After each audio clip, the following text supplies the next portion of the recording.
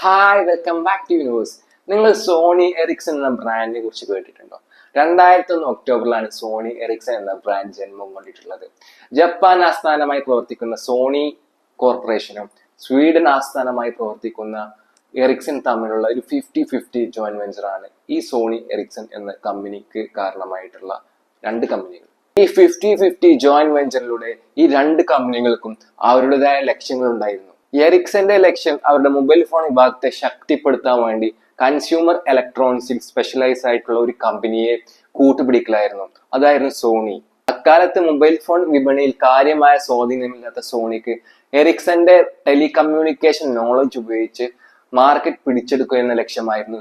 ആളുകളെ പ്രചോദിപ്പിക്കുകയും വിനോദാനുഭവങ്ങൾ സാധ്യമാക്കുന്ന ഒരു മുൻനിര കമ്മ്യൂണിക്കേഷൻ എന്റർടൈൻമെന്റ് ബ്രാൻഡായി മാറുക എന്നതായിരുന്നു ഇവരുടെ ലക്ഷ്യം. ലണ്ടൻ ആയിരുന്നു ഇവരുടെ ആസ്ഥാനം. ഡിസൈനിലും മൾട്ടിമീഡിയയിലും സോണി എറിക്സൺ ശ്രദ്ധ കേന്ദ്രീകരിച്ചു. അതുകൊണ്ട് തന്നെ സോണി എറിക്സൺ എന്ന ബ്രാൻഡ് പെട്ടെന്ന് വലുതായി, ആളുകൾ സ്വീകരിച്ചു തുടങ്ങി.